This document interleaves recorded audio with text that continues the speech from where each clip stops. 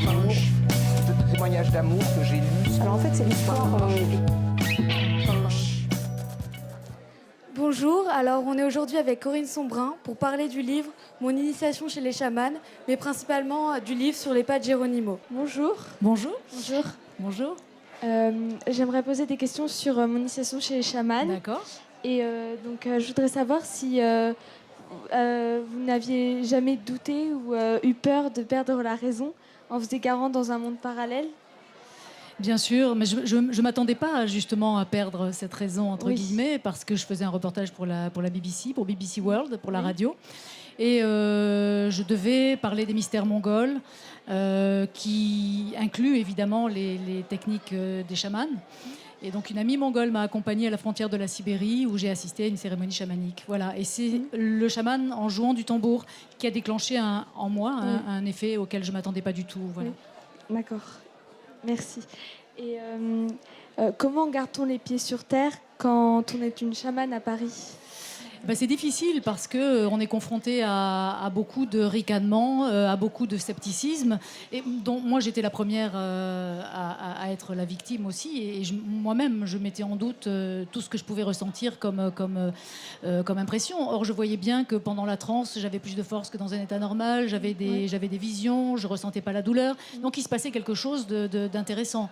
Voilà, alors c'est ce que j'ai essayé de découvrir après pour me rassurer aussi. En essayant de rapprocher cette expérience de scientifique qui allait être censée m'expliquer ce qui se passait à ce moment-là dans le cerveau pour expliquer ces états. D'accord. Merci beaucoup. En tout cas. Merci à vous. On va passer maintenant à Geronimo. Alors, rencontrer Arline Geronimo, c'est en soi seul une aventure incroyable. Nous ne savions pas que Geronimo avait des descendants, l'Amazonie, la Mongolie et Geronimo. Vous nous faites rêver. Peut-on dire que vous faites d'abord de votre vie un roman et qu'ensuite vous l'écrivez ? Peut-être. Oui, en tout cas, c'est une source d'inspiration qui m'étonne chaque fois. Voilà. Donc, en fait, c'est mon aventure en Mongolie qui m'a permis d'entrer en contact avec Arline Geronimo, parce que les Apaches se disent les descendants des Mongols.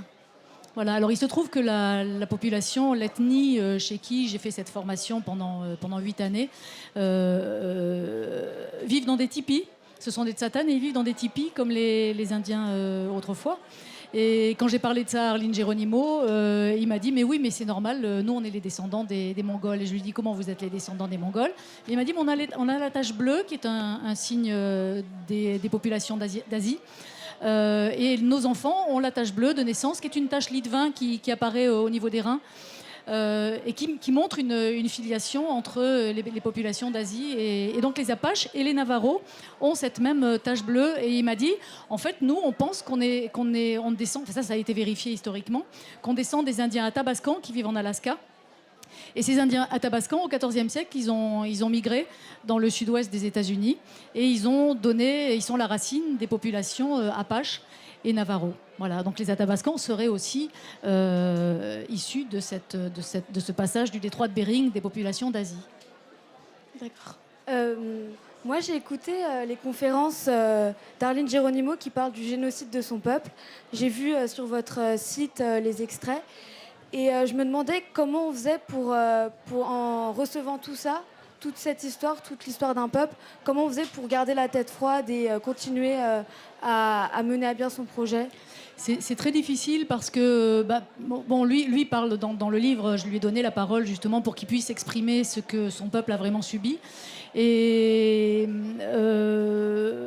on leur donnait des couvertures infectées à la tuberculose, on assassinait les femmes alors qu'elles étaient enceintes, on les égorgeait, on enlevait le bébé du ventre. C'est des trucs, ce sont des choses vraiment absolument affreuses.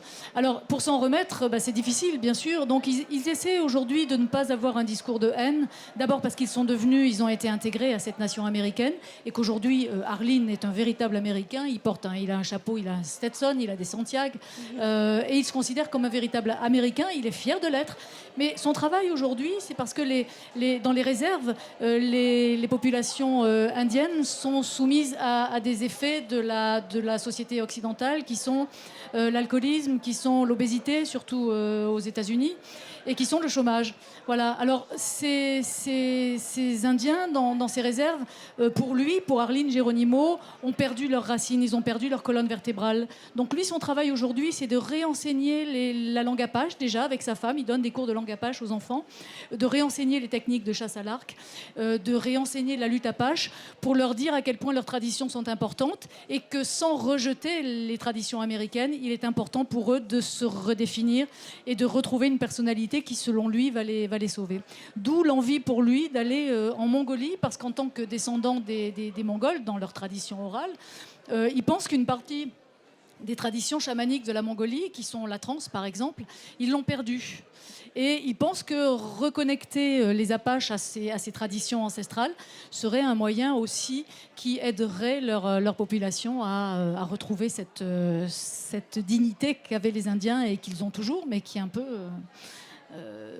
mise à mal par leur contexte environnemental, le contexte dans lequel ils vivent.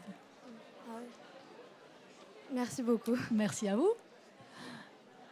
La famille ou les proches de Geronimo ont-ils lu ce texte ?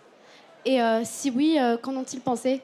Mais bien sûr, ils ont lu ce texte et il va sortir aux États-Unis au mois de novembre. Le livre va être traduit. Donc Arline est très très heureux parce que pour lui c'est une aventure incroyable. C'est-à-dire que comme on n'a jamais voulu l'écouter jusqu'à présent, c'est la première fois qu'en langue américaine son témoignage va être diffusé. Donc ça va sortir au mois de novembre, qui est le mois des Indiens, qui est un mois spécial d'hommage au peuple indien aux États-Unis. Donc il va être invité partout, il va pouvoir parler de son histoire et de ce qu'on a fait à son arrière-grand-père, parce que Geronimo est mort en étant prisonnier de guerre dans l'Oklahoma, à Fort Sill. Et le seul souhait de Geronimo, c'était qu'il puisse être enterré sur son lieu de naissance, qui est aux sources de la Gila, à l'ouest du Nouveau-Mexique. Et parce que dans la tradition apache, si on n'est pas enterré sur le lieu de sa naissance, on ne peut pas terminer son cycle de vie. Alors pour Arline Geronimo, c'est très important de respecter cette volonté de son arrière-grand-père qui a été toujours refusée par le ministère de la Guerre aux États-Unis. Et donc il a entamé il a attaqué le gouvernement, l'armée, je sais pas comment ça s'appelle, le département de l'armée, pour leur demander de bien vouloir ramener les restes de Geronimo qui sont toujours à Fort Sill et qui sont devenus un lieu touristique du coup. Duquel l'Oklahoma tire des revenus très intéressants. Et l'Oklahoma n'est pas du tout décidé à laisser partir cette source de revenus. Voilà, malheureusement, on en revient toujours à ces histoires d'argent. Et pour l'instant, ça a été débouté. Donc c'est ce que je dis dans le livre sur les pas de Geronimo. Et donc la famille d'Arline a été très heureuse. Grâce à ce livre, ils ont été invités en Europe 9 fois. Ils sont venus en France, ils sont venus en Europe.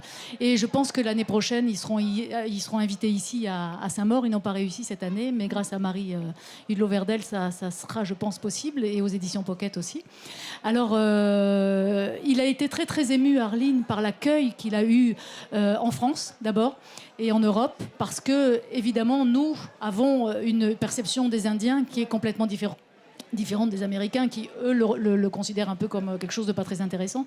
Mais donc il veut absolument revenir souvent parce que d'abord il a appris à aimer le vin, il a découvert le vin et ça il a adoré. Donc en ça c'est un véritable Français. Et il faut savoir que le père d'Arline Geronimo a fait le débarquement à Omaha Beach donc en 1944. Ouais. Et donc, il a fait ce débarquement. Donc, on est allé sur les plages d'Omaha Beach avec lui. Il a revécu. Il a été très ému de revoir ça. Et bien sûr, l'accueil qu'il a eu là-bas a été aussi fabuleux. Voilà. Donc, c'était de très jolis moments qu'on a passés avec lui grâce à ce livre. Merci beaucoup. Et c'est marrant de voir que nous, en Europe, on n'a pas du tout la même perception que les Américains. Je ne me rendais pas compte de ça. Mais oui, parce qu'eux, ils ont vécu, ils ont dû lutter contre les Indiens, parce que qu'est-ce qu'ils voulaient ? Ils voulaient les terres, ils voulaient tout ça. Donc pour eux, ça a été quelque chose contre lequel ils ont dû se battre. Bêtement, bien sûr, les Indiens étaient là avant. Ils ont dit, non, maintenant c'est nous, et puis vous dégagez. Mais ils ne se sont pas laissés faire, les Indiens. Donc ça a déclenché des hostilités. C'était beaucoup aussi à cause des chercheurs d'or, pendant la ruée vers l'or dans l'Ouest, qui ont énormément, qui ont déclenché en fait les hostilités avec les Indiens et qui ont empêché que les accords entre les Indiens et le gouvernement soient respectés. Alors pour et puis en plus la presse en rajoutait, c'est-à-dire qu'elle présentait les Indiens comme des choses très dangereuses, comme des Geronimo, il a été pourchassé pendant 11 ans par l'armée américaine et chaque fois la presse disait des horreurs sur lui, sur ce qu'il pouvait faire, sur les assassinats qu'il pouvait perpétrer et donc les gens avaient peur tout simplement. Donc pour eux, dans la mémoire ancestrale de l'américain, l'Indien, c'est considéré comme quelque chose de dangereux. C'est comme un serpent ou le loup, ou je ne sais pas quoi, dans nos traditions. Il y a quelque chose qui est lié à une dangerosité. Et donc, c'est resté dans les populations locales. Alors, c'est en train de changer. Hein. Il faut faire en sorte, justement, que ce genre de livre change les perceptions. Spielberg a écrit une série qui s'appelle Into the West, où justement, pour une fois, on voit l'histoire indienne du point de vue des Indiens et pas du point de vue des Blancs. Et Arline Geronimo a tourné dedans un chef indien, d'ailleurs. Voilà. Donc c'est bien. Aujourd'hui, il y a des actions qui tendent à transformer cette image et à restaurer cette dignité du peuple indien. Merci beaucoup. Merci beaucoup. On accueillera Arline Geronimo à bras ouverts l'année prochaine. Voilà, il sera très heureux. Je vous garantis qu'il sera très heureux d'être là si c'est possible et je l'espère. Voilà. Et puis on va partager le livre. Hein. Ouais. N'hésitez pas à lire sur les pas de Geronimo. Moi, je voulais vous lire un extrait de Sur les pas de Geronimo. J'ai choisi cet extrait pour montrer au public l'humour de Corinne Sombrin. Quand elle arrive dans la réserve indienne avec sa tente et son sac à dos, elle est totalement décalée.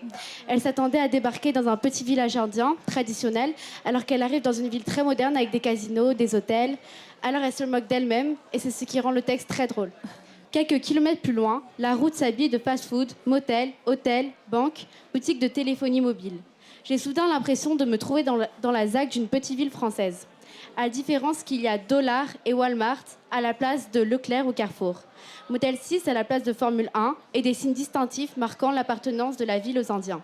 Ainsi, Lincoln Rent a Car, un loueur de voitures, a un tipi dessiné sur son panneau.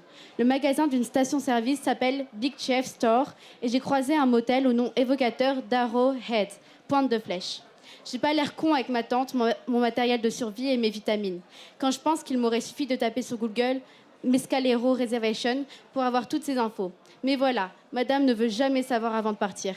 Elle préfère avoir la surprise, ressentir en plein dans les tripes, dans le nez, dans les yeux, le choc des cultures.